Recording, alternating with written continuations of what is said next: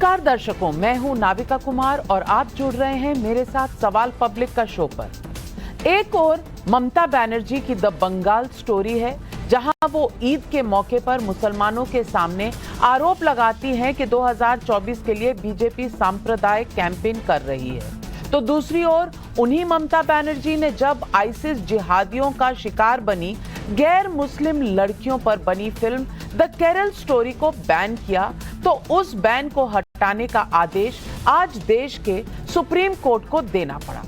सवाल पब्लिक का है कि ममता बनर्जी अगर बीजेपी पर सांप्रदायिक ध्रुवीकरण के आरोप लगाती हैं, तो ममता ने क्या किया था? यही ना कि आईसिस को एक्सपोज करने वाली फिल्म को दिखाने से रोकने के लिए कदम बढ़ा दिए थे। क्या ये तुष्टीकरण के नाम पर ममता बनर्जी का सांप्रदायिक एजेंडा नहीं? क्या ये तुष्टीकरण के लिए अभिव्यक्ति की स्वतंत्रता पर रोक नहीं थी? क्या ये एक फिल्म पर ममता सरकार की सेंसरशिप नहीं थी? क्या ये सेक्युलरिज्म के नाम पर ममता बनर्जी की हिपोक्रेसी नहीं थी? उधर तमिलनाडु में द केरल स्टोरी पर लगभग एक शैडो बैन के आरोपों को राज्य के इनकार के बाद आज सुप्रीम कोर्ट ने तमिलनाडु को भी मल्टीप्लेक्स और फिल्म देखने वालों की पुख्ता सुरक्षा का भी आदेश दे दिया। सवाल पब्लिक का है कि क्या मुस्लिम तुष्टीकरण वर्सेस अभिव्यक्ति की स्वतंत्रता के इस मामले ने सेक्युलर वादियों के पूरे एजेंडे को एक्सपोज कर दिया है? क्या द केरल स्टोरी पर बैन लगाना जिहादियों के सामने सरेंडर था, जिस पर आज सुप्रीम कोर्ट का तमाचा लगा? यही है आज सवाल पब्लिक का।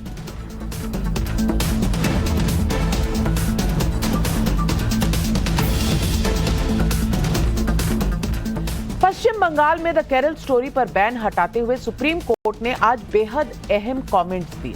सुप्रीम कोर्ट ने कहा, यह राज्य की जिम्मेदारी है कि फिल्म की स्क्रीनिंग हो सके ताकि अभिव्यक्ति की स्वतंत्रता का पालन हो सके। आप कैसे कह सकते हैं कि 13 लोगों ने फिल्म की शिकायत की और उस आधार पर पूरी फिल्म को ही बैन कर दिया गया? सुप्रीम कोर्ट की टिप्पणी सिर्फ यहीं तक नहीं रुकी।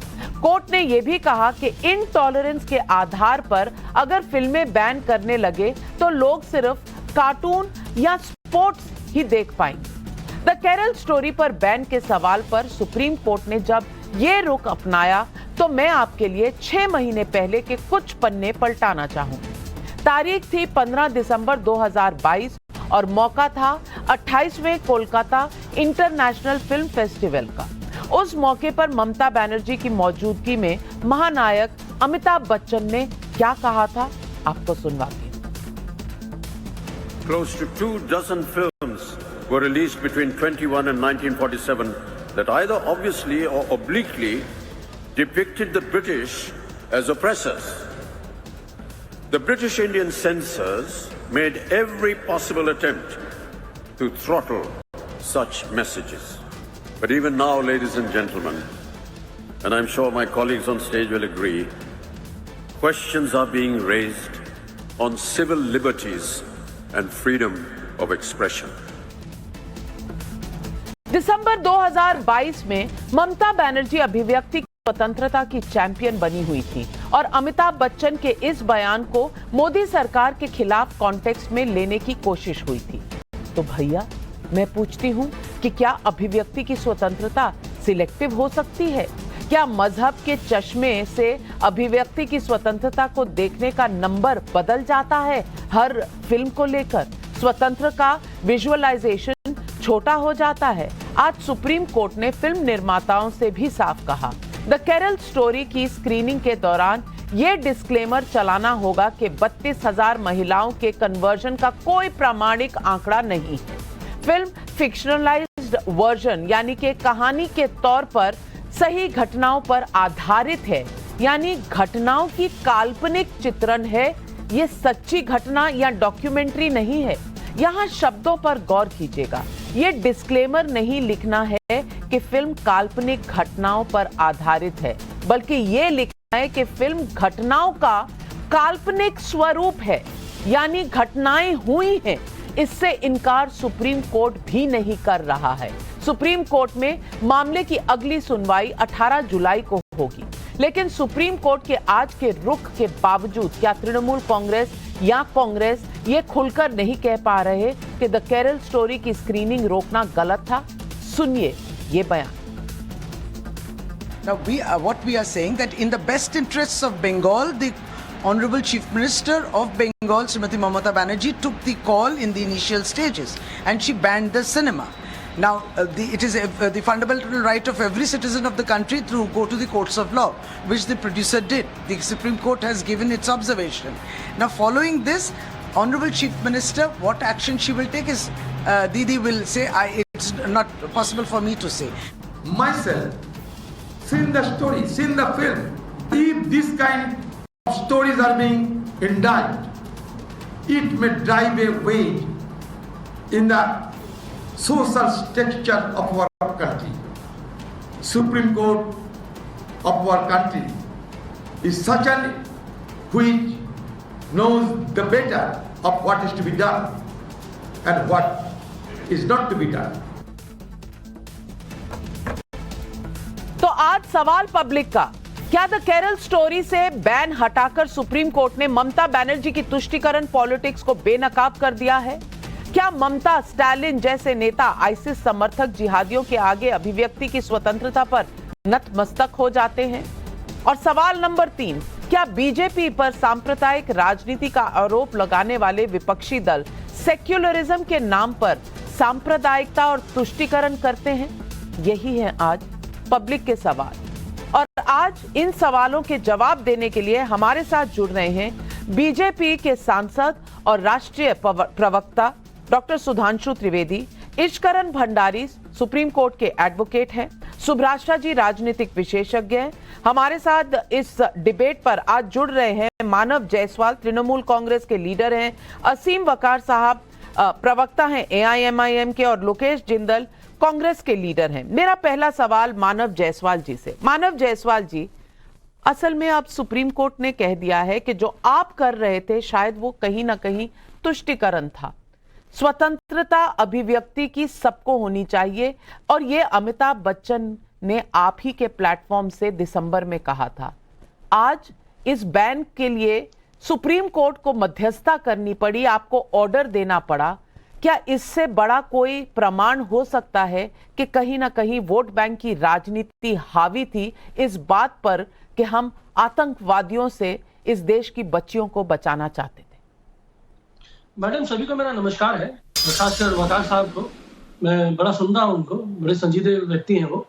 जहां तक बात है मैडम, आपने अभी बोला कि भाई तुष्टीकरण का हवाला दिया सुप्रीम कोर्ट में, ऐसा तो कुछ नहीं हुआ। और आज ये पिक्चर की जो बात कर रहे हैं केरला फाइल्स, पता है ये क्यों चल पा रही है? क्योंकि हमारा देश सेक्युलर है, और इस सेक्युलरिज्म की पराकाष्ठा है कि भाई आप विरोध करिए और सही न्यायपालिका उसका निर्णय करेगा। और हमारा विरोध जो था वो तुष्टीकरण, ध्रुवीकरण की नहीं है, हमारी राजनीति वोट बैंक पॉलिटिक्स की नहीं है, हमारी राजनीति सेवा की है, समन्वय बनाने की है, लोगों में एक दूसरे के प्रति सम्मान भाव रहे इसकी है। और जहां ये पिक्चर आती है, फिल्म आती है, और जो प्रोपेगेंडा किया जाता है, ये मोदी जी थे ना कर्नाटक में जाके बोलते हैं 32,000 महिलाएं का आईसिसकरण हो गया, लव जिहाद की लोग बात करते हैं। अरे कान में रुई डाल के और आंख में पट्टी डाल के जिचरास बने बैठे हैं क्या ये कि 32,000 महिलाएं बेटियां यहां से गायब हो गई और ये चुप थे? ये हमारे जो गृह मंत्री है बोलते कि हम उल्टा लटका देंगे, और ISI को निमंत्रण देते थे पठानकोट में, और तब भी ये नहीं बोलते कि भाई हमारी बेटियां गायब हो गई। आज हमारी एक बेटी अफगानिस्तान में, उसको लाने के लिए कुछ चिंतन किए। 56 इंच का सीना है, अखंड भारत का सपना है, लेकिन हम एक बेटी को नहीं ला पा रहे हमारे देश में, और आप पिक्चर दिखा के प्रोपेगेंडा कर रहे हैं। और जो डिस्क्लेमर की बात है, यही तो सच्चाई है, यही तो हमारे देश की खूबसूरती है। सच्चाई बैन हटने पर आपको नहीं दिखी, बैन हटने पर आपको कोई हिपोक्रेसी नहीं दिखी, लेकिन सच्चाई आपको डिस्क्लेमर में जरूर दिख गई।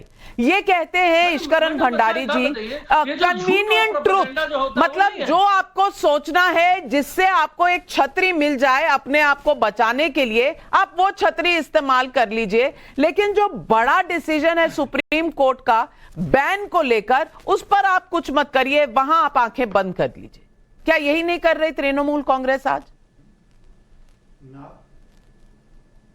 नाविका जी सिर्फ तृणमूल कांग्रेस नहीं, उन पे स्पेसिफिकली आते हैं, पर आप देखिए कितनी बारी और कितनी तरह से इस मूवी को रोकने की कोशिश की जाती है। कितनी बारी से अर्थ सुप्रीम कोर्ट में जस्टिस के.एम. जोसेफ की बेंच में पहले मेंशन किया जाता है कि इस मूवी पे बैन लगा दिया जाए, वो रिलीफ नहीं देते, कहते हैं आईए है। तो फिर उसके बाद चीफ जस्टिस की कोर्ट में इसको मेंशन किया जाता है, वो रिलीफ नहीं देते। उसके बाद केरला हाई कोर्ट में कोशिश की जाती है, वहां से खारिज होती है। उसके बाद मद्रास हाई कोर्ट में कोशिश की जाती है। तो 4 अलग अलग कोर्टों में कोशिश की जाती है और वो कहीं पे सक्सीड नहीं करते।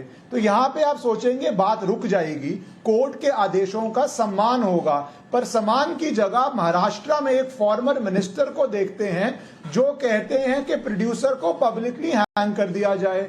मंत्री हैं, पूर्व मंत्री हैं, तो शायद उन पे एक्शन नहीं हुआ है अभी तक, पर वहां पे भी बात नहीं रुकती। फिर ऑफिशियली वेस्ट बंगाल सरकार बैन लगाती है और एक शैडो बैन तमिलनाडु में प्रोड्यूसर्स कहते हैं लगाया जाता है, वो कोर्ट में आता है। कुछ दिन इस बैन के चक्कर में मूवी नहीं दिखाई जाती वहां पे, और आज सुप्रीम कोर्ट ने सिरे से खारिज किया कि आप 12-13 लोग तो कोई भी चीज रुकवा देंगे, आप प्रीमियम नहीं डाल सकते उन लोगों पे जो लॉ एंड ऑर्डर की डिस्टर्बेंस क्रिएट करते हैं। कोर्ट ने यह स्पष्ट कर दिया कि यह मूवी के ऊपर आप चीफ सेंसर बोर्ड के फैसले के बाद सुपीरियर अपीलेट अथॉरिटी नहीं है, और यही जजमेंट है इस देश की, और मूवी को उन्होंने बैन को खारिज कर दिया। पर बड़ी बात यह है, आप देखिए कितनी तरह के प्रयास किए जा रहे हैं एक मूवी के अगेंस्ट, एक कहानी के अगेंस्ट। यही बात दर्शाती है इस कहानी से कितना डर है, इस कहानी को दबाने की कितनी कोशिश की जा रही है। अफसोस इन लोगों के लिए कि ये नेशनल हिट हो चुकी है, one of the biggest hits in India हो चुकी है। वो दिखाती है कि ये सेकुलर देश है, लोग कहानी देखना चाहते हैं। असीम वकार साहब, एक फिल्म की इतनी खिलाफत। फिल्म ने सिर्फ ये कहा कि वो सच्ची घटनाओं पर आधारित है, और उसमें आईसिस कैसे लड़कियों को बहला रही है, फुसला रही है, क्या किस तरह से कर रही है, इसके ऊपर है। अब इसके ऊपर इतनी बड़ी फौज निकल आई कि ये फिल्म ना हो गई, शायद पूरा संसार डिवाइड हो जाएगा, ये देश के 2 टुकड़े हो जाएंगे, इस तरह का डर भय एक्सप्रेस करने लगे लोग। मैं पूछना चाहती हूं, आज जब सुप्रीम कोर्ट ने ये कह दिया कि अगर 13 लोगों के इस तरह के ओपिनियन पर फिल्में बैन होने लगी तो इस देश में सब लोग सिर्फ कार्टून देखेंगे या स्पोर्ट्स देखेंगे, आप मानते हैं कि कहीं ना कहीं ओवर रिएक्शन हुआ इस फिल्म को लेकर? क्योंकि फिल्म अगर लोगों पर छोड़ी जाती तो वो खुद पसंद या नापसंद कर देते। जिस तरह से बवाल काटा, शायद फिल्म और बड़ी हो गई।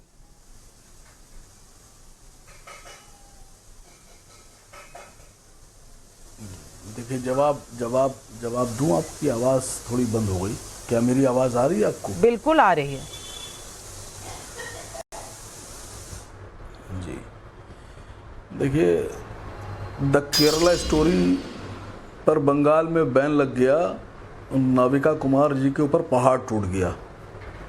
लेकिन जब परजानिया 2005 में रिलीज हुई और उसमें गुजरात में प्रतिबंध लग गया, तो नाविका कुमार जी नगाड़ा लेकर बजाने लगी खुशी से। अगर आपको विपुल शाह साहब की फिल्म से इतनी हमदर्दी है, तो राहुल ढोलकिया साहब की परदानिया से आपको नफरत क्यों थी? क्या वो सच पे आधारित नहीं थी? आप ही के एक ब्रदर यूनिट बीबीसी ने गुजरात के ऊपर एक डॉक्यूमेंट्री जारी की, उस पर देश पे बैन लग गया। क्या वो सच पे आधारित नहीं है? क्या अभिव्यक्ति की आज़ादी नहीं होना चाहिए? दूसरी बात, परदानिया पे बैन और केरला स्टोरी टैक्स फ्री। और तीसरी बहुत अहम बात बोलने जा रहा हूं, आपके हिसाब से और इस स्टोरी को जो फिल्म को बनाया है उनके हिसाब से और उनके चाहने वालों के हिसाब से, यह फिल्म सत्य घटना पे, सच्ची कहानी पे आधारित है। ये सच है, भी आप बोल नहीं थी। 32,000 एफआईआर कहाँ हैं? 32,000 एफआईआर तो हुई होंगी ना भाई। 32,000 लड़कियां गायब हुई तो उनके माँ बाप ने एफआईआर दर्ज कराई होगी। वो 32,000 पासपोर्ट से गई होंगी ट्रैवल करके। वो 32,000 पासपोर्ट कहाँ हैं? उनकी किडनैपिंग हुई थी तो किडनैप का केस कहाँ है, गुमशुदा थी तो गुमशुदा का केस 3200 दिखा दीजिए नाविका जी। आप तो चैनल चलाती हैं, आप तो मालिक है चैनल की, आप तो बहुत बड़े ओहदे पर हैं, आपके लिए तो 2 मिनट लगेगा, ये इधर फोन उधर फोन, ये थाना वो पुलिस, और खड़ाक से ये लीजिए 32,000 से लिए टाइम लग जाएगा। 3200 FIR दिखाइए आप मुझे, और अगर आपने 3200 FIR दिखा दी तो मैं आपको असली और ईमानदार पत्रकार एक्सेप्ट कर लूंगा, वरना मैं आपको एक प्रमोटर, फिल्म प्रमोटर, फिल्म का एडवर्टाइजर और एक फिल्म का क्या बोलते हैं उसको, जैसे वो झंडू बाम का ऐड आता है, अमिताभ बच्चन ऐड करते हैं, जैसे वो क्या होता है वो लाल तेल का ऐड आता है, अमिताभ बच्चन तेल बेचते हैं, वैसे ही मैं समझूंगा नाविका कुमार जी फिल्म बेच रही हैं। कहाँ है 32,000? असीम वकार साहब, आपका प्रहार मुझ पर जितनी जल्दी होता है उसके लिए मैं आपको मुबारकबाद देना चाहती हूं कि शायद आप मेरे शो पर इसीलिए आते हैं कि मुझे किसी न किसी तरीके से कटघरे में खड़ा कर दें। तो आपका ये जो मेरी तरफ आदर सत्कार है, ये सर आंखों पर बहुत ही सत्कार के साथ मैं आपको लाई डिटेक्टर टेस्ट के घेरे में डाल रही हूं। और मैं आपको इतना बता दूं कि मैं किसी चैनल की मालकिन नहीं हूं, किसी चैनल के मेरी ओनरशिप नहीं है, मैं मजदूर हूं, सुबह से शाम तक डेली वेज की मजदूर हूं, काम करती हूं, तनख्वाह लेती हूं, घर जाती हूं, अपनी कमाई से अपना घर चलाती हूं। तो आप इस सख्ते में ना रहें कि मैं मालकिन हूं और यहां बैठकर मैं डिसाइड करती हूं, तय करती हूं। जो तय करता है वो सुप्रीम कोर्ट करता है। लेकिन लाई डिटेक्टर टेस्ट के घेरे में मैंने आपको क्यों डाला? क्योंकि मेरी रिसर्च टीम मुझे बता रही है कि कोई फॉर्मल बैन नहीं था गुजरात में परजानिया के ऊपर। यह है हकीकत, कोई भी फॉर्मल बैन नहीं था। लेकिन गुजरात में क्यों, कब, कैसे हुआ, इसकी जवाबदेही डॉक्टर सुधांशु त्रिवेदी करेंगे, क्योंकि वो बीजेपी के प्रवक्ता भी हैं, सांसद भी हैं। वो आपके सारे इल्जामों का जवाब वो देंगे। मैं स्वतंत्र अभिव्यक्ति के लिए अपनी पूरी स्वतंत्रता अपने हाथ में रखती हूं। मैं आपकी स्टोरी चलाऊं, बीजेपी की चलाऊं, कांग्रेस की चलाऊं, केरला स्टोरी की चलाऊं या कश्मीर फाइल्स की चलाऊं, ये मेरा डिस्क्रिशन है। मुझे इसके लिए अभी तक कम से कम इस देश के संविधान ने आपकी इजाजत लेने के लिए बिल्कुल मजबूर नहीं किया है। सुभराष्ट्रा जी जवाब देंगी, लेकिन पहले डॉक्टर सुधांशु त्रिवेदी।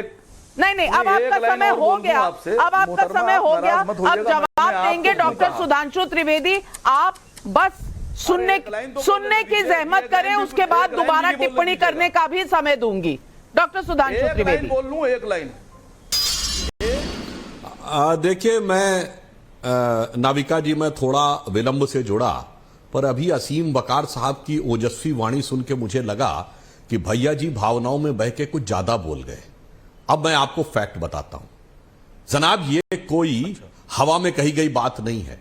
9 दिसंबर 2009 को शाहीन जहां versus state of Kerala case में, जाइए, डेट के साथ बोल रहा हूं, पॉइंट नंबर 16 के ऊपर केरला हाईकोर्ट ने वर्ड यूज किया है लव जिहाद और रोमियो जिहाद। किस आधार पे किया है? आपने कहा ना FIR दिखाइए। केरल STF ने 5000 केसों को स्टडी करके केरल के हाई कोर्ट में रिपोर्ट सबमिट की है और उसने कहा कि ये सामान्य प्यार मोहब्बत के मामले नहीं लगते। उसने अपनी रिपोर्ट में कहा कि 1995 में Simi, student for Islamic movement of India, जो अब प्रतिबंधित है और आप जैसे सेकुलरिज्म के सरताजों ने उसे सांस्कृतिक संगठन कहा था, उसने एक रणनीति बनाई थी कि मिडिल क्लास और अपर मिडिल क्लास की हिंदू और क्रिश्चियन लड़कियों को टारगेट बनाया जाए।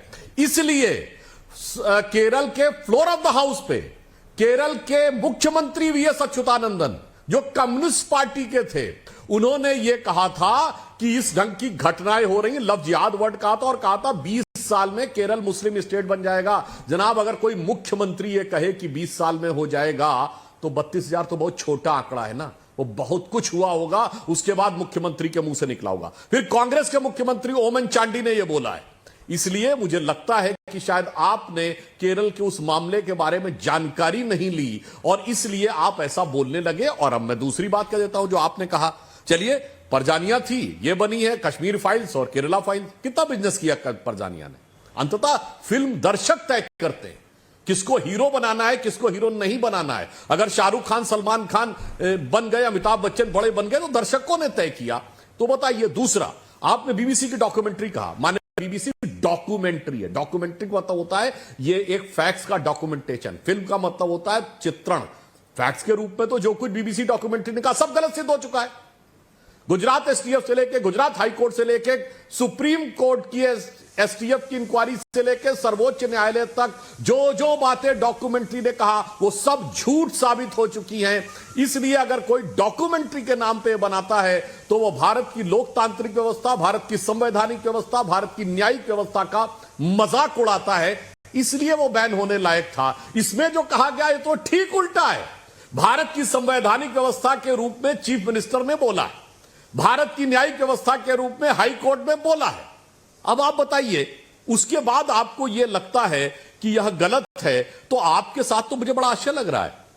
भाई आपको तो कहना चाहिए कि भाई ये बात बिल्कुल गलत है, बिल्कुल आईएसआईएस वालों की साथ के हम खिलाफत करते हैं। मगर आप लोग तो वो लोग हैं ना कि जब कश्मीर में आईएसआईएस का झंडा फहराया जाता था सबके मुंह पे दही जमे रहे। बताइए कितने, क्या मुस्लिम पर्सनल लॉ बोर्ड ने उसका कभी अगेंस्ट में दिया, फतवा जारी किया हो? बताइए, कभी नहीं किया। आपकी पार्टी क्या, बरुद्दीन ओवैसी ने क्या क्या बोला, मगर वो कोर्ट से बरी हो गए क्योंकि तेलंगाना में संयम है, कोतवाल अब डर का है। सरकार ने बेहतरीन पैरवी की।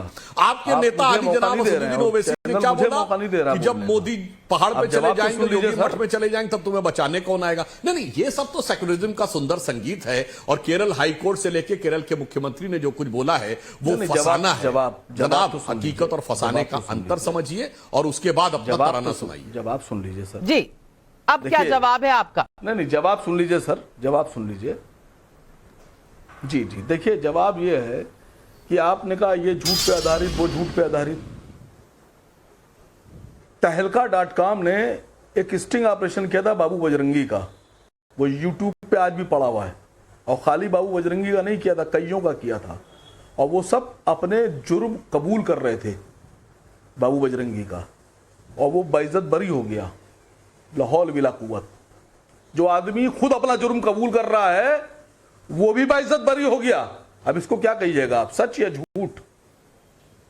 और अगर आपके हिसाब से जो कुछ सुप्रीम कोर्ट में हो गया है, जो कुछ सुप्रीम कोर्ट में हो गया है, उसका भी विश्वास नहीं। और केरला स्टोरी पर बात नहीं होगी, बात हमेशा होगी गुजरात की।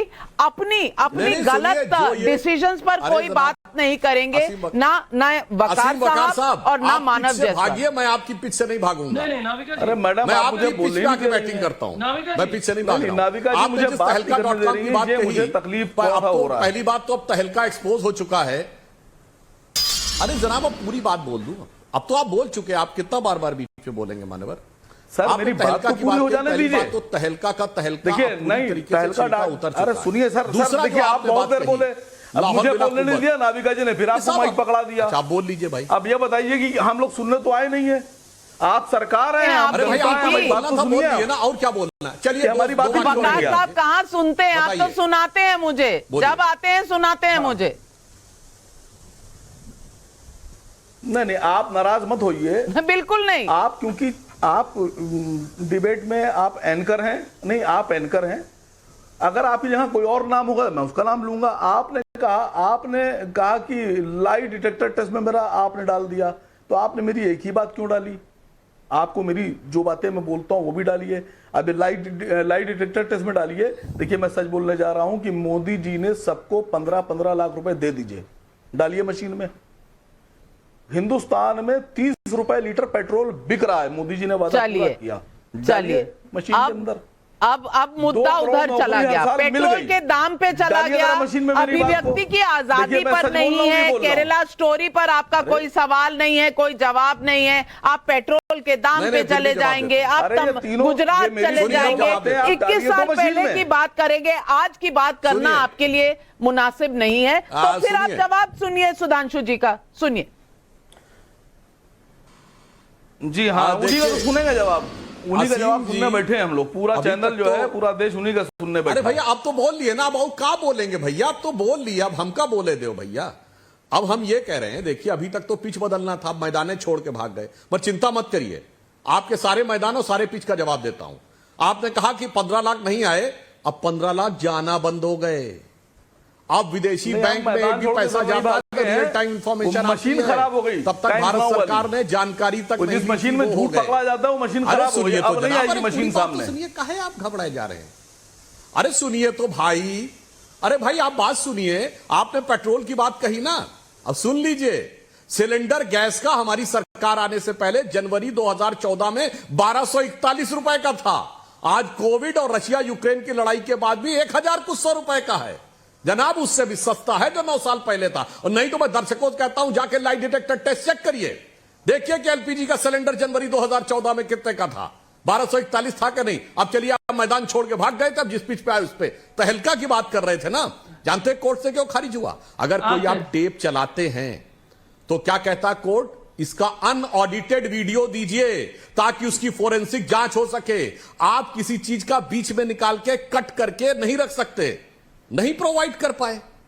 आपको पूरा देना पड़ता है ना, कि रिकॉर्ड किया, अनएडिटेड रिकॉर्ड दे दीजिए, नहीं कर पाए। तो सुप्रीम कोर्ट के ऊपर भी सवाल उठा रहे हैं केवल इसलिए कि जो आईएसआईएस कर रहा उसको कवर फायर दे दे।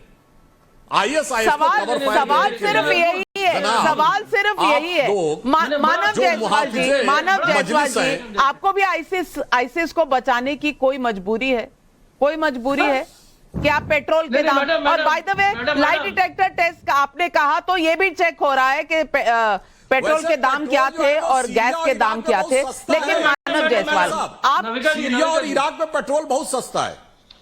अरे मैं आईएसआईएस की बहुत टेरिटरी कुछ में सस्ता है, बहुत कुछ सस्ता है, क्या कि मोदी सब पे भारी है, क्योंकि अदानी से यारी है, ये सच्चाई है।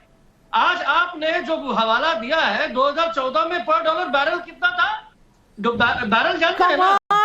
कमाल है। केरला स्टोरी पर डिबेट है तो यहाँ बैरल कितने डॉलर पर बैरल का पेट्रोल का प्राइस है, इस पर चर्चा शुरू हो गई है। सुब्राशा जी, इसको आप क्या कहेंगे? मुद्दे से भागना, क्योंकि अब कोई इंटरेस्टेड नहीं है। केरला स्टोरी पर फटकार लग गई है, बैन हट गया है।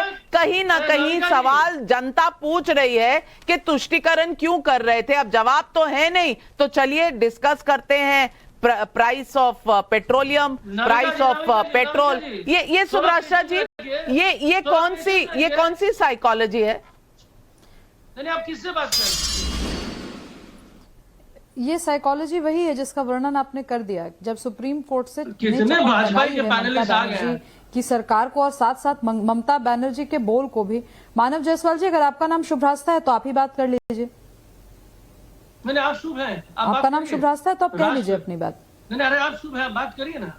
आप बात करिए, कहाँ बात कर रहे हैं? जी, आपको हमसे चिढ़ है, हम क्या करें? केरला स्टोरी पर बात नहीं होगी नाविका जी, इसलिए नहीं होगी क्योंकि इन लोगों का जो प्रोपेगेंडा था, सेक्युलरिज्म का प्रोपेगेंडा था, उस सेक्युलरिज्म के प्रोपेगेंडा को एक अदद फिल्म ने तार तार कर दिया है। और ये इतनी ऐसी बातें कही गई पैनल पर जिसको सुनकर मुझे हंसी आती है। न तो आपके यहाँ एक पैनलिस्ट हैं, उनको न तो डॉक्यूमेंट्री और फिल्म के बीच का अंतर पता है, उनको आर्ट, लिटरेचर और रियलिटी, फैक्ट्स, इसके बीच का अंतर नहीं पता। तो ये कुछ भी बोले जा रहे हैं कि अगर डॉक्यूमेंट्री बन रही है तो इनके हिसाब से वो चाहे वो सच दिखाए या झूठ दिखाए, उसको दिखाते रहना चाहिए। इन्होंने आपको सवालिया घेरे में ला करके खड़ा कर दिया, जबकि मुझे तो नहीं याद कि कभी भी परजानिया को लेकर के आपने प्रोटेस्ट किया हो। हमारे जैसे लोग भी हैं जिन्होंने कभी भी किसी मूवी के बैन की बात की ही नहीं है। पद्मावत पर भी जब इतना बवाल चल रहा था तो भी हमारे जैसे लोगों ने कहा कि भाई पद्मावत देखने दो, लोगों को डिसाइड करने दो। ये वो लोग हैं जिनकी मानसिकता ही फतवे की मानसिकता है।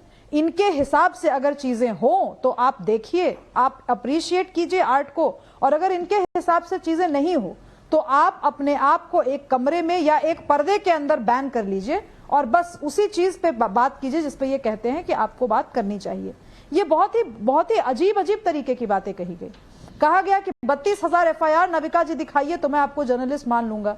अरे भाई, किसी नेता के सर्टिफिकेट की जरूरत किसी जर्नलिस्ट को नहीं पड़ती है। असीम वकार, आपको जरूरत है चैनल पर आने की, आपको जरूरत है कि आप जनता के बीच में अपनी बात आकर के रखें, उसका माध्यम मीडिया बने।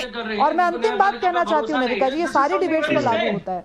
नाविका जी, सारी आप डिबेट्स इसको पर लागू चला होता रहे हैं। है। बोलना जब चाहते हैं कि किसी FIR का कोई टॉपिक मतलब जब नहीं किसी है। टॉपिक पे बात मैंने हमारी की जाती है, न्यायपालिका की पीछे से अवहेलना कौन कर रही है। बैकग्राउंड म्यूजिक दे रहे हैं भैया?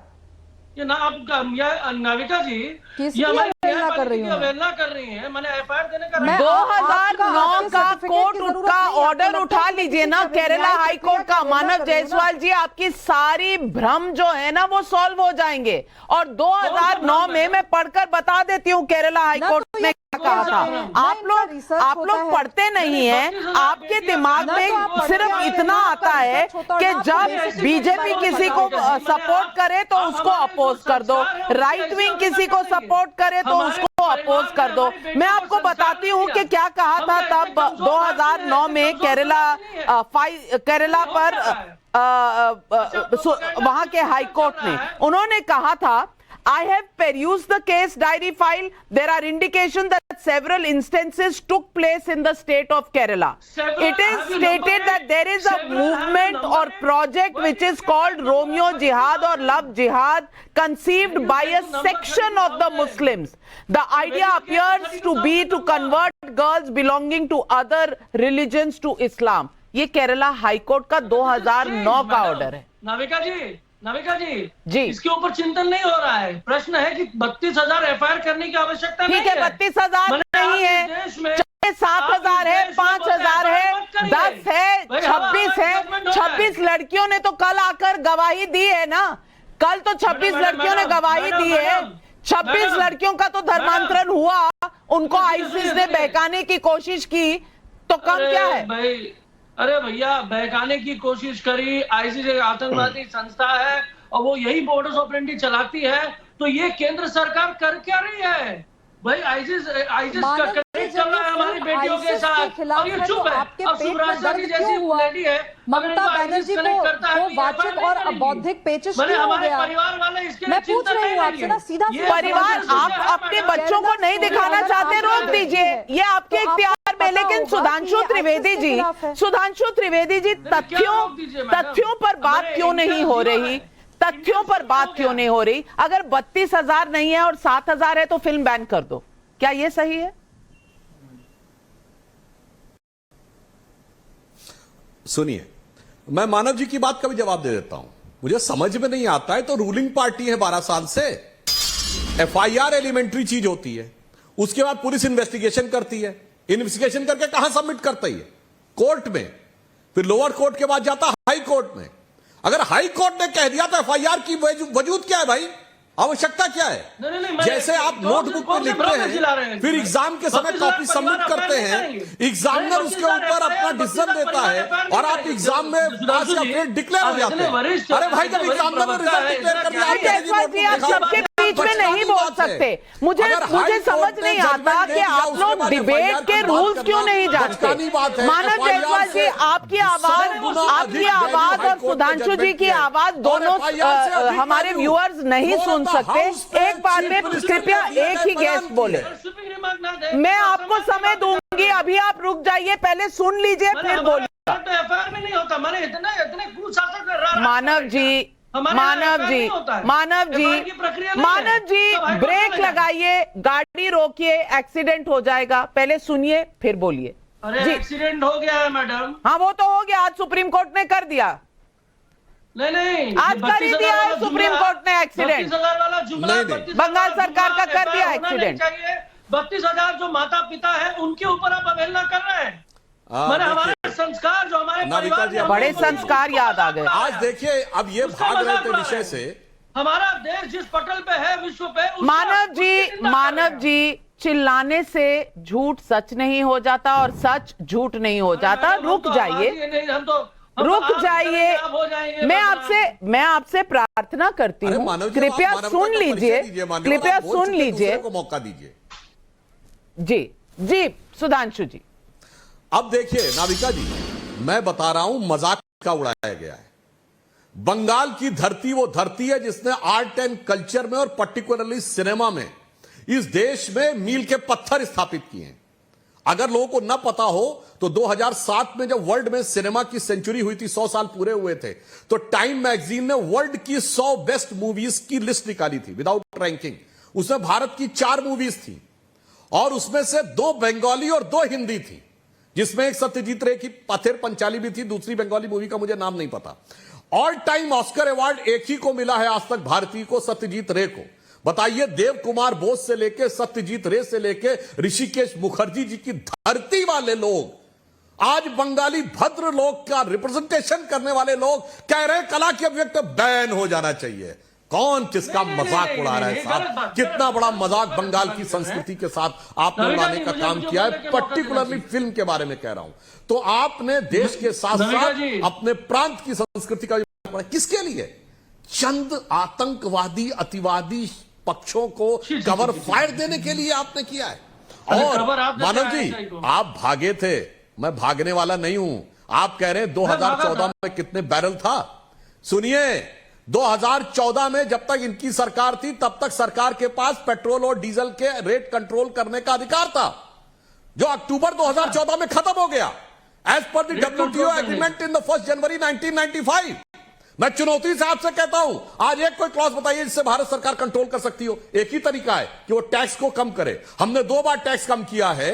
बंगाल की गरीब जनता को ध्यान में रख के बताइए कितनी बार ममता जी की सरकार ने पेट्रोल और डीजल पर बोलिए। केरला स्टोरी से भागिए और चाहे पेट्रोल की स्टोरी पे। गरीब जनता के लिए भी आपने नहीं किया। आप फिल्मों को भी बैन करते हैं। और रविंद्रनाथ टैगोर जी के स्टेट में, और उन्होंने क्या कहा था? उन्होंने कहा था, रविंद्रनाथ टैगोर ने अपनी ऑटोबायोग्राफी में कहा था, जब 2-3 अलग अलग धर्म दावा करने लगते हैं कि केवल उनके अपने धर्म सही हैं और अन्य सभी धर्म झूठे हैं, उनके धर्म केवल स्वर्ग के रास्ते हैं, तब विवादों से बचा नहीं जा सकता। यही बात मैं आपको मानव जायसवाल जी, रविंद्रनाथ टैगोर जी की बताना चाहती हूँ। और एक थोड़ा सा इंतजार कीजिए, क्योंकि लोकेश जिंदल जी कांग्रेस के लीडर है, अभी तक बोले नहीं है। कृपया उन्हें भी बोलने की और अभिव्यक्ति की आजादी दें। लोकेश जिंदल जी, मेरा आपसे सीधा सवाल है कि कहां हैं आप? बैन के साथ, बैन के खिलाफ? इंदिरा गांधी, सोनिया गांधी पे कोई फिल्म हो तो बैन कर दो, बाकी सारी फिल्में दिखा दो। कोई फिल्म आपको पसंद ना आए, बैन कर दो, बाकी फिल्में दिखा दो। BBC डॉक्यूमेंट्री जरूर दिखाओ, कश्मीर फाइल नहीं दिखाओ। ये कैसी अभिव्यक्ति की आजादी है? कैसे लिबरल थिंकिंग आपकी है जो राहुल गांधी जी रखते हैं? आपका स्टैंड है क्या? जरा देश को समझाइए तो। नमस्कार नाविका जी। नाविका जी, ये जो पूरा मुद्दा है वो 2 एंट्रियां हैं। एक यूनियन लिस्ट की एंट्री है, एंट्री नंबर 60, और स्टेट लिस्ट की एंट्री है, एंट्री नंबर 33। तो एंट्री नंबर 60 के तहत जो सिनेमेटोग्राफिक एक्ट है 1952, उसके तहत केवल CBFC ही एजेंसी है जिसके द्वारा किसी भी फिल्म को सेंसर किया जा सकता है, सैंक्शन किया जा सकता है। लेकिन एंट्री 33 के तहत राज्य सरकार को ये राइट दिया जाता है कि उस फिल्म को दर्शाया जाए उस राज्य में या नहीं, इसके भी आजादी दे सकते हैं। लॉ में समझ आता है, वो सुप्रीम कोर्ट ने समझ भी लिया। आप तो ये बताइए, कांग्रेस कहां खड़ी है? कंफ्यूज। मुझे कहने दीजिए। देखिए, सुप्रीम कोर्ट ने आज एक इंपॉर्टेंट निर्णय लिया है कि 2nd वीक ऑफ जुलाई में वो फैसला करेंगे कि CBFC द्वारा इस मूवी को क्लियरेंस दिया जाना सही था या गलत था। तो इसको क्लीन चिट मत मानिए आप। देखिए, सुप्रीम कोर्ट ने ये व्यू पॉइंट लिया है कि West Bengal Cinema Regulation Act 1954 के तहत, जिसके सेक्शन 6 के तहत उस स्टेट गवर्नमेंट को ये पावर मिलती है कि वो एक फिल्म को दर्शाया जाए या नहीं, इसका फैसला ले। ये सही नहीं था क्योंकि बाकी राज्यों में हिंसा नहीं हुई है। लेकिन सुप्रीम कोर्ट ने ये क्लियरली कहा है कि ये मुद्दा कि CBFC ने उसे क्लियरेंस दिया है, ये सही था या गलत, इसका निर्णय वो 2nd वीक ऑफ जुलाई में। चलिए, बहुत बढ़िया। तो ईश्वरन भंडारी, वकालत के लिए कंपटीशन हो गया। अब लोकेश जिंदल भी आगे से कोर्ट में केस लड़ेंगे। ईश्वरन भंडारी जी, इनको बता दीजिए, आज सुप्रीम कोर्ट के ऑर्डर का सबसे बड़ा हेडलाइन क्या था? कि बैन हटेगा। इनको वो हेडलाइन नहीं सुनाई दिया, इनको उसका फुटनोट सुनाई दिया, जिसमें उन्होंने जो समझा वो आपको बताया। अब इस पर आपकी क्या टिप्पणी? नाविका जी, बहुत ब्रीफली 2-3 पॉइंट्स बोलूंगा। ये हेडलाइन नहीं, ये पूरी डिसीजन ही ये था, आज का ऑर्डर ही ये था कि ये बैन गलत है। सेक्शन 6 के अंदर आप प्रीमियम नहीं डाल सकते उन तत्वों पे जो law and order problem create करते हैं, law and order state subject है। महाराष्ट्र का एक उदाहरण दिया गया था जहां पे कुछ लॉ एंड ऑर्डर इशू बना, तो वहां पे ये साफ कहा गया कि महाराष्ट्र ने तो बैन नहीं किया और आप महाराष्ट्र का हवाला देके यहां बैन नहीं कर सकते हैं। लॉ एंड ऑर्डर आपकी जिम्मेवारी। पर एक महत्वपूर्ण बात जो लोग भूल रहे हैं, बीबीसी के ऊपर मैं बोलना चाहता हूं। आपके चैनल पे, सिस्टर चैनल पे मैंने बहुत बारी कहा था कि बीजेपी को बैन नहीं करना चाहिए, बैन काउंटर प्रोडक्टिव होता है। पर एक मूल बात आप भूल रहे हैं, सारे लोग जो डिबेट कर रहे हैं, फ्रीडम ऑफ स्पीच भारतीय सिटीजन्स को है। फॉरेन मीडिया को भारत में उस तरह की फ्रीडम ऑफ स्पीच वैसे भी नहीं है, तभी बीबीसी को कोर्ट से रिलीफ भी नहीं मिला था। लेकिन भारत के फंडामेंटल राइट्स भारत के नागरिकों के लिए हैं। यूएस की, एक सेकंड मुझे बात करने दीजिए, एक सेकंड। ये तो ये आपको फंडा, एक सेकंड मुझे बात करने दीजिए, मैंने आपको इंटरप्ट नहीं किया, इस तरह नहीं बहस हो सकती। तो भारत मूल अगर आप सिद्धांतों की बात करें तो मैंने ऑन रिकॉर्ड कहा हुआ है बीबीसी बैन नहीं होना चाहिए था। एक रिकॉग्नाइज्ड बारबरा स्ट्राइसेंड इफेक्ट है, जब आप किसी चीज को बैन करते हैं आप उसको फेमस कर देते हैं। शायद केरला स्टोरी के प्रोड्यूसर्स को धन्यवाद देना चाहिए जो लोग बैन करने की कोशिश कर रहे हैं। पर जो इंपॉर्टेंट बात है वो नहीं भूलनी चाहिए कि सिर्फ कोर्ट में नहीं, कोर्ट के बाहर भी लोग प्रयास कर रहे हैं इस मूवी को जबरन law and order situation create करके रोकने की। और दुर्भाग्यपूर्ण है कांग्रेस के रिप्रेजेंटेटिव्स या कुछ और रिप्रेजेंटेटिव्स उन लोगों को जो law and order problem create कर रहे हैं उनको जेल में डालने की बजाय, उनके अगेंस्ट एक्शन लेने की बजाय मूवी को बैन करना चाह रहे हैं। अंत में इतनी ही बात है, एक कहानी से इतना मत डरिए। केरला हाईकोर्ट ने एक ऑब्जर्वेशन की थी, आईसिस पे मूवी है, अगर प्रॉब्लम है तो आईसिस आए, वो ग्रेट ह्यूमन राइट ऑर्गेनाइजेशन जो कुछ लोगों के हिसाब से बहुत बड़ी ह्यूमन राइट ऑर्गेनाइजेशन है आईसिस, उसको प्रॉब्लम होनी चाहिए। आप लोग क्यों समर्थन में आ रहे हैं, आप लोग क्यों बैन चाह रहे हैं, वो देश की जनता भली बात समझ रही है। बिल्कुल लोकेश जिंदल जी, आप कह रहे हैं कॉन्स्टिट्यूशन कहता है कि फ्रीडम ऑफ स्पीच पर रीजनेबल रिस्ट्रिक्शन होनी चाहिए। ये बात हम सब समझते हैं, लेकिन कुछ लोग हर चीज पर अगर उठाकर प्रोटेस्ट करने लग जाएं और उसकी वजह से आप सारी दुनिया को बोल दें कि ये नहीं दिखा सकते क्योंकि कुछ लोग प्रोटेस्ट कर रहे हैं, तो सुप्रीम कोर्ट ने आज ये भी कहा है कि आप और हम सिर्फ कार्टून फिल्में देख पाएंगे और कुछ नहीं देख पाएंगे, और कार्टून में भी व्यंग अगर होगा तो शायद वो भी आप अपोज कर देंगे। लेकिन टाइम है पब्लिक के सवालों का। सतीक चांडक का मुंबई से सवाल है, ममता बनर्जी की डिक्टेटरशिप को रोकने के लिए और कितनी बार सुप्रीम कोर्ट को दखल अंदाजी करनी पड़ेगी? जवाब दीजिए मानव जायसवाल जी। नविका जी, देखिए बहुत सारी बातें चल रही हैं। नहीं, आप दर्शक के सवाल का जवाब दीजिए। मैं संक्षेप में ही जवाब दूंगा। भैया आप तो भाई रोक देती हैं मुझे जब मैं बोलता हूं कि भाई उन्हीं की बातें, मैं द्विवेदी जी की बातें को अगर उजागर करता हूं तो आपको तकलीफ हो जाती है। नहीं, मुझे बिल्कुल नहीं होती। मेरे लिए दर्शक ऊपर है इसलिए कह रही हूँ, कृपया उनके, आपके लिए भी शायद आम लोग, आम जनता जरूरी होगी, तो उनका जवाब दे दीजिए। मैं इतनी इल्तिजा कर रही हूँ आपसे। नहीं मैडम, जवाब ही तो दे रहे हैं कि जब आप 32,000 और प्रोपेगेंडा वाली मूवी चलाते हैं और आज जब डिस्क्लेमर आता है तो इसकी जरूरत क्यों नहीं पड़ी? क्यों सर हमारी जो बोर्ड है फिल्म की, वो क्यों नहीं इसके ऊपर संज्ञान लिया? कौन है जो इसके पीछे बैठे हुए हैं? क्या कारण है कि मोदी जी को इस पिक्चर की प्रोपेगेंडा करनी पड़ती है, एडवर्टीजमेंट करना पड़ता है, वो भी कर्नाटका इलेक्शन में? क्या कारण है कि भाजपाई लोग पीछे लगे हुए हैं और सेक्युलरिज्म की बातें ये बहुत करते हैं? मैं सेक्युलर हूं, मैं सनातनी हूं। सनातनी की परिभाषा क्या है? हर धर्म का सम्मान करना, वासुदेवाय कुटुंबकम का पालन करना, पूरा विश्व एक है इसका पालन करना, इसकी मान्यता महानता को पहचानना। आप कौन है? आप कम्युनल हैं? अरे बोलिए आप कम्युनल हैं। आप कम्युनलिज्म बनाना चाहते हैं, कम्युनल राइट्स करवाना चाहते हैं देश में। सुधांशु जी जवाब दीजिए मानव जायसवाल को। इनका कहना है प्रोपेगेंडा फिल्म है जिसको आप प्रमोट कर रहे थे कर्नाटका चुनाव में, आप भी कम्युनल, फिल्म भी प्रोपेगेंडा। सुप्रीम कोर्ट के ऑर्डर के बाद भी इसको प्रोपेगेंडा फिल्म कहना क्या सही है? जवाब दीजिए। चलिए, केरल हाईकोर्ट से लेके, केरल की सरकारों से लेके, केरल की पुलिस से लेके सुप्रीम कोर्ट तक सब प्रोपेगेंडा कर रहा है और केवल इनका एजेंडा सही है, ये सेक्युलरिज्म का एजेंडा है।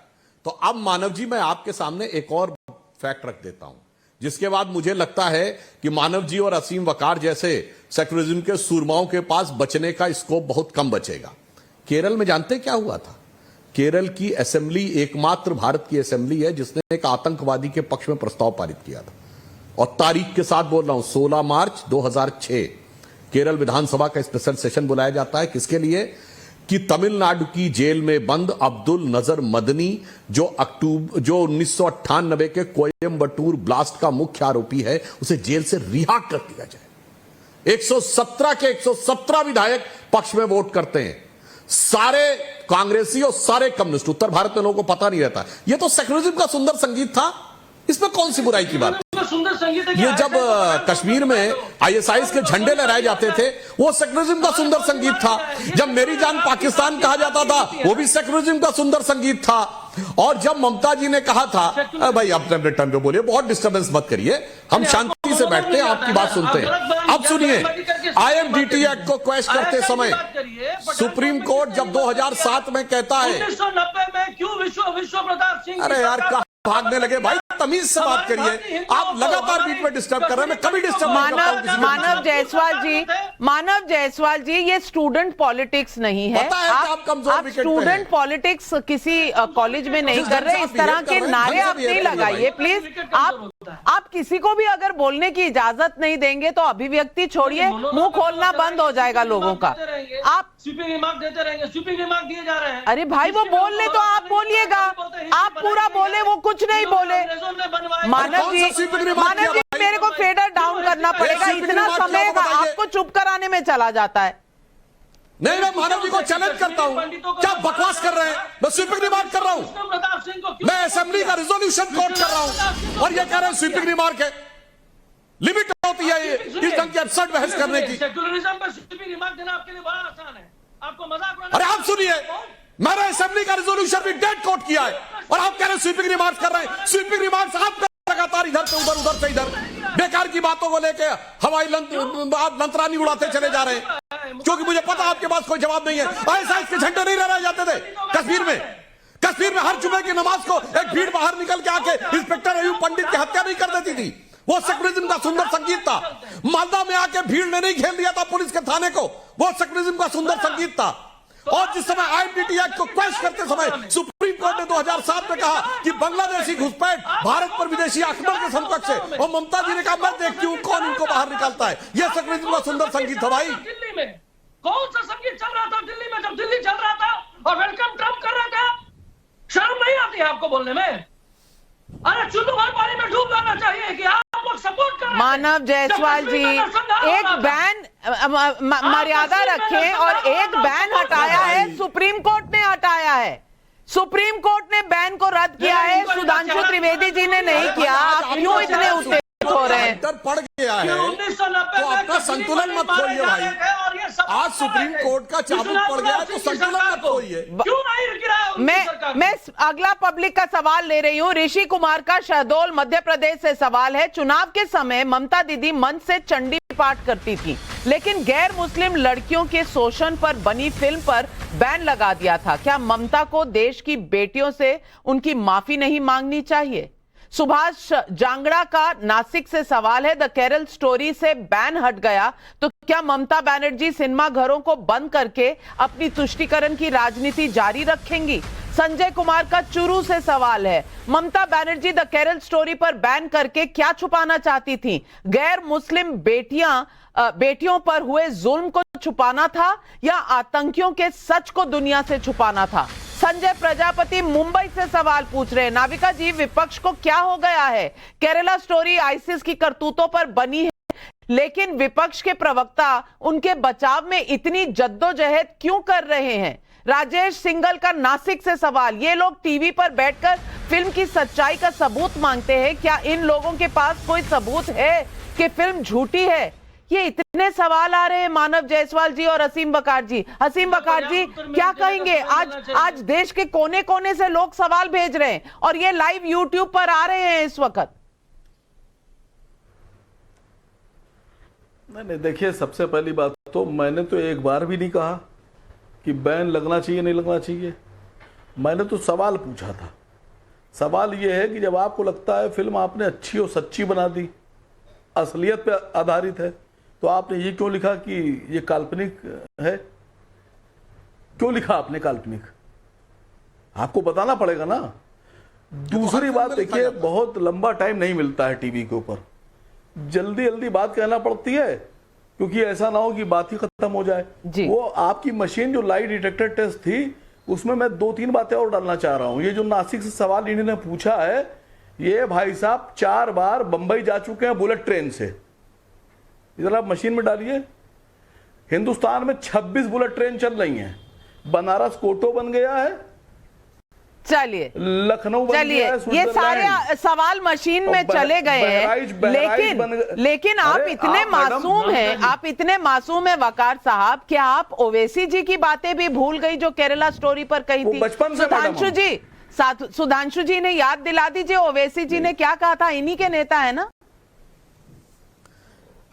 वो। बचपन से हम मासूम हैं। सुनिए, असीम वकार साहब ने बहुत अच्छा सवाल, आप बहुत मासूम हैं।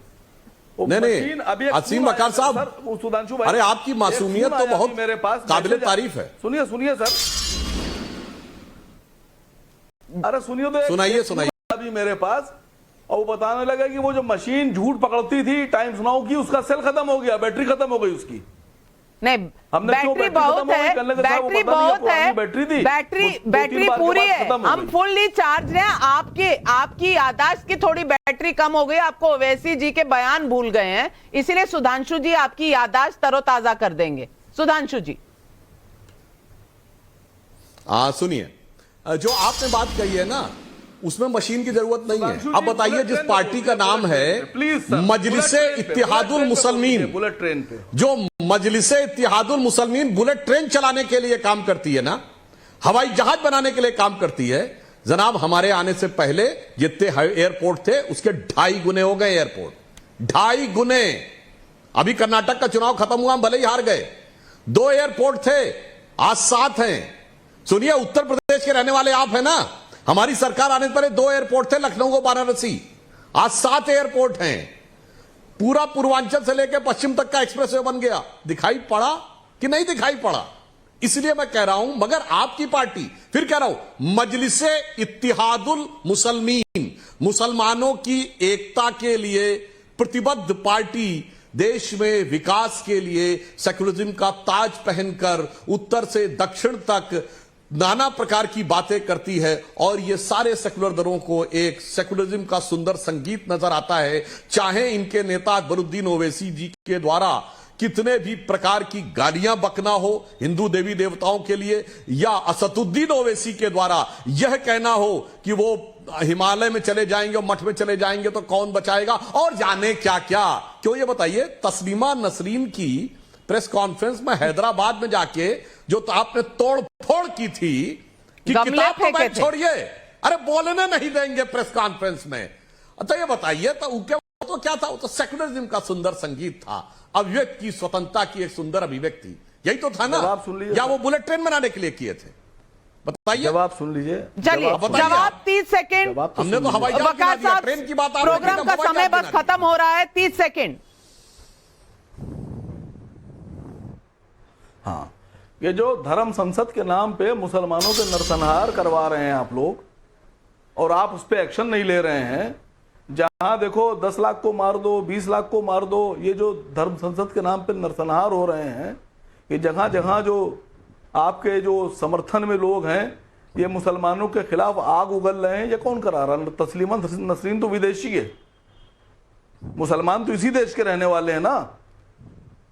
और ये जो गालियां बकी जा रही हैं, जो केरल स्टोरी में जिसकी चर्चा थी, वो भी विदेशी हैं, आईसिस हैं। कुछ बोल दीजिए इनके बारे में। उनके बारे में जो भारतीय लड़कियों के साथ हो रहा है, वो सच आपसे सुना नहीं जा रहा। अब आप तमाम चीजों पर इतने सवाल पूछ रहे हैं। असीम वकार साहब कमाल करते हैं भाई। मेरे पास समय बिल्कुल कम है, 10 सेकेंड आपको। सुधांशु जी सुनिए, अरे असीम वकार साहब, आपने कहा इसी देश के हैं, आपके अध्यक्ष सैयद असदुद्दीन ओवैसी सैयद इस देश के हैं कि बाहर के? बोलिए, बताइए, सैयद इस देश के हैं कि बाहर के? बोलिए।